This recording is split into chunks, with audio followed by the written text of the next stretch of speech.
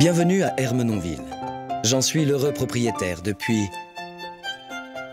Je me présente, René Louis, marquis de Girardin. Les esprits chagrins me gratifient de jardinier dément.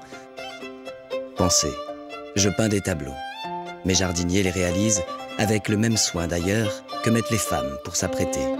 Tiens, à propos de femmes et de beauté, permettez-moi de vous présenter Gabrielle d'Estrées, la plus belle de toutes, disait-on.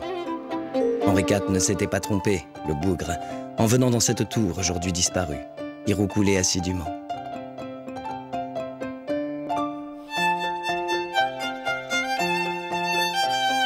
Jardin d'amour, jardin de la pensée, et quelle pensée! Celle d'un promeneur solitaire, Jean-Jacques Rousseau et ses rêveries.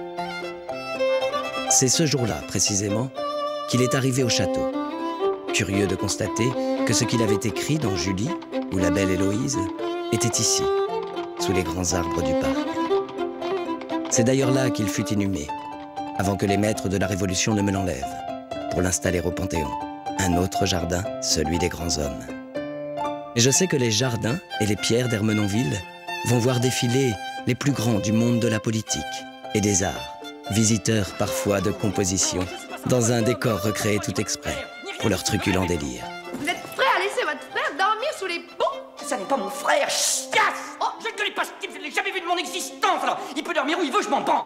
Vous êtes d'un vulgaire. Monsieur, bonsoir. Mais attention, prenons garde de ne pas trop nous éloigner de l'esprit du lieu. Au menu de ce soir, une pensée que je vous livre, sans supplément, rassurez-vous. Le faux ne saurait tenir debout. Ermenonville est toujours là, et bien là.